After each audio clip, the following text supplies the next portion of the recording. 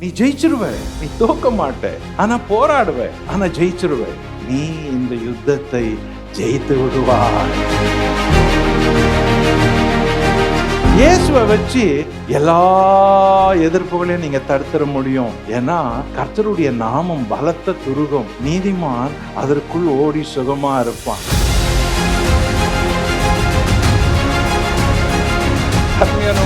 தேவனுடைய சர்வாயுத வர்க்கத்தை தரித்துக் கொள்ளுங்கள். அப்பொழுது பெரிய யுத்தமானாலும் பயப்படாமல் திடமனதாயிருந்து வெற்றியை பெற்றுக் கொள்ளுவீர்கள்.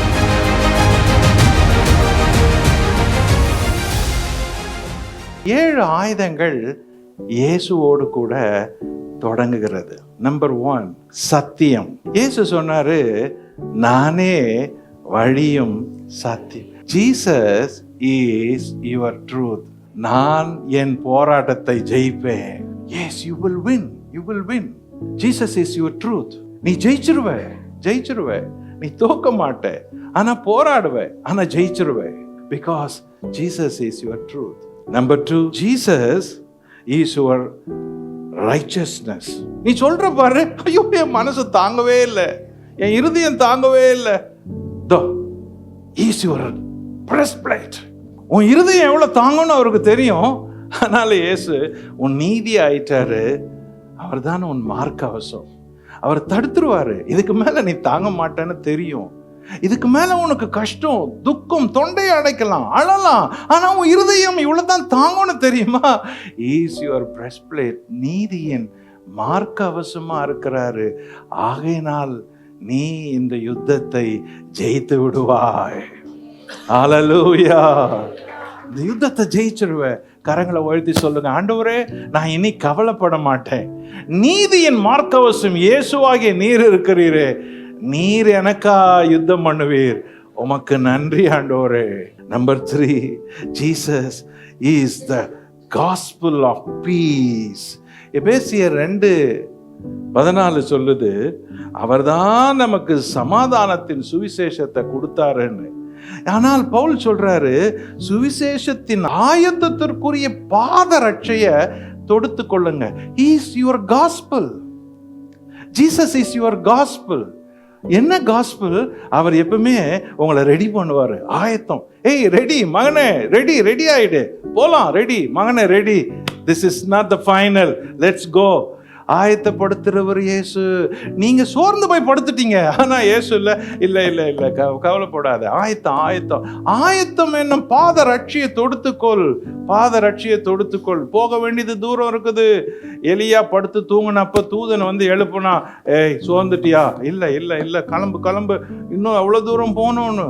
ரொம்ப பேரு இன்னும் போக வேண்டிய தூரம் இருக்குது, ஆனா சோர்ந்துட்டீங்க. இயேசு உன்னுடைய சமாதானத்தை சுவிசேஷத்தின் ஆயத்தமா இருக்கிறாரு. Number 4, Jesus is the object of our faith, shield. அவர் விசுவாசம் எனும் கேடகம். 1 யோவான் 5:10-12 வாஸ்தா, விசுவாசம் உலகத்தை ஜெயிக்கிற ஜெயம் அப்படின்னு சொல்லுது. கேடகம், அவர் தான் கேடகம். இயேசுவை வச்சு எல்லா எதிர்ப்புகளையும் நீங்க தடுத்துட முடியும். ஏன்னா கர்த்தருடைய நாமம் பலத்த துருகம், நீதிமான் அதற்குள் ஓடி சுகமா இருப்பான். உன்னதமானவரின் மறைவில் இருக்கிறவன் சர்வ வல்லவருடைய நிழலில் தங்குவான். He is your shield. நீ நேரா ஃபேஸ் பண்ண போறது இல்லை. அவர் உனக்கு முன்னால இருப்பாரு. அவருக்கு பின்னால நீ ஒளிஞ்சி மறைஞ்சு இருந்தா அவர் யுத்தத்தை செஞ்சு உனக்கு வெற்றியை கொடுக்க வல்லவரா இருக்கிறாரு. Number 5, Jesus is your salvation. அந்த சர்வாயுத வர்க்கத்துல 5வது ரட்சண்யம் என்னும் தலை சீரா. He is your helmet. இவ்வளோ மனசுல உன் மைண்ட்ல கற்பனைச்சு சோர்ந்து இருக்கலாம், ஆனா ஜீசஸ் இஸ் யுவர் ஹெல்மெட். அவர் உன் தலைய காத்துக்குவார்.